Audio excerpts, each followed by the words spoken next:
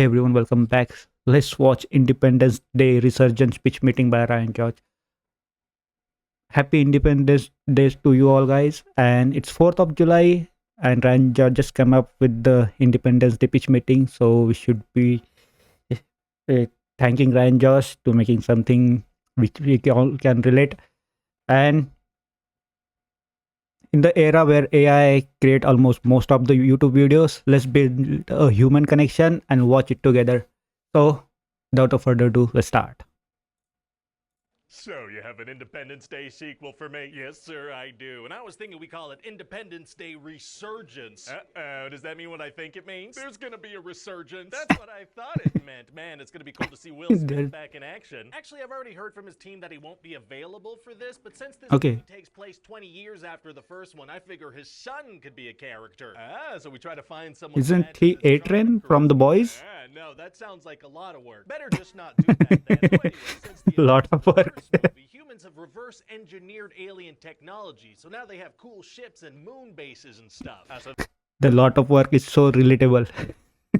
This doesn't resemble our current planet. That's right, the first movie had this relatability, you know? This is our planet being attacked, so let's remove that crucial ingredient, I figure. Well, I hope people are gonna be pumped. That's really smart. People try to save unrecognizable Earth. Fingers crossed. So we're gonna meet this guy, Jake, who works on the moon, operating a space tug. The Hemsworth. Tugger's deal. Well, he's engaged to Patricia, the daughter of President Whitmore from the first movie, and she works for the current president, and they both used to be pilots with Dylan, who's Will Smith's son. So it's all the next generation. Whatever you want on these things. So one day, These things. a big orb shows up. So they freaking shoot it immediately. Yeah, you gotta shoot anything you don't understand. That's super important. Natural progressions. Celebrate a little bit and then get ready for another big celebration they're having the next day. They're not gonna look into that orb at all. No, they need to celebrate the 20th anniversary of that attack on the 4th of July. Oh, but then the aliens are gonna attack again. What's their deal about specifically attacking on Independence Day? Well, that's the name of the movie, sir. That is the name of the movie. Wow, these aliens are great at brand consistency. So a freaking spaceship the size of the Atlantic Ocean is gonna show up and surprise everybody. Oh, they didn't. Is everyone? No, because the human base on Saturn was destroyed, and also nobody looked up. Oh, dang. So this ship's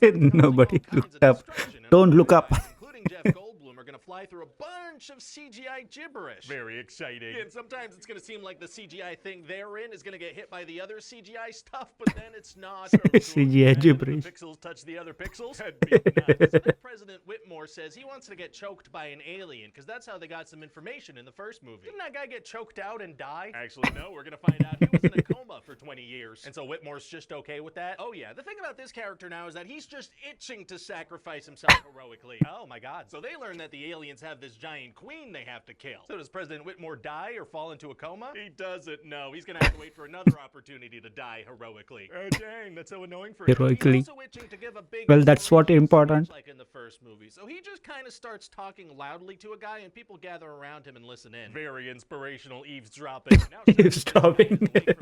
So he's running around Area 51 trying to run everything and get information from the orb. Wouldn't he be 20 years behind on all the alien technology they've developed? Hey, shut up about that. Wouldn't his muscles atrophy? Suspension of disbelief. Hey, shut up again. So he finds out that the space orb is actually the last living member of its species, and it traveled to Earth to teach us to fight the bad aliens. This alien that had its whole species wiped out and got knocked out by humans at first contact is going to teach them about survival. That's what we're going with. So now At least he has the experience. Attack the alien, so there's gonna be a really cool space battle. Oh boy. Yeah, now that humans have alien tech in their ships too, they're gonna be neck and neck with the aliens in the battle. If they have similar ships, are we gonna be able to follow that? Oh, it'll be almost impossible. Just a total blur. It'll be nuts. I guess that would be fun to watch. And back on Earth, now that that orb is activated, the alien queen is able to track it and wants to destroy it. Uh-oh. But the humans come up with this master plan of baiting her with a decoy signal. Oh, master. Wait, no, they come up with a genius plan of baiting her with a signal. Oh, genius baiting is tight. Dodge the bullet there. So while Dodge the bullet there. is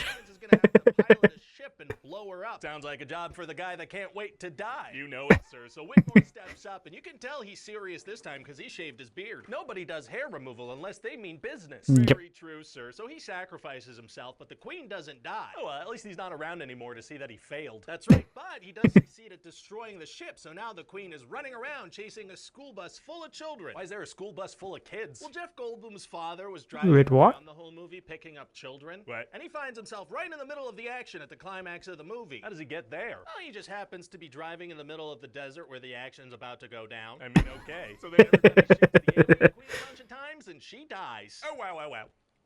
Wow. So yeah, the plan worked. Wow. Oh, wait, don't they have to deal with the remaining aliens? That's gonna take some work. Actually, it's gonna be super easy. Barely an inconvenience. Oh, really? Yeah, because when the queen dies, all the other aliens die and the big ship flies. Well, that's what happened in the Avengers. That be a thing, because that's how things work in blockbusters. Get Smart. all off my back about it. Oh, okay, let me get off of that thing. And so that's about it. What do you think? Well, it sounds like a pretty good time. I just really wish we could have Will Smith in this. Yeah, I know. Really would have loved to have one of those Will Smith songs where he raps about what happened in the movie. The slap is coming. Great. Yeah, Will Smith slaps. But unfortunately, he's betting That on is the it. other movie he chose to do instead of this one. Well, whatever it is, I'm sure it'll be great.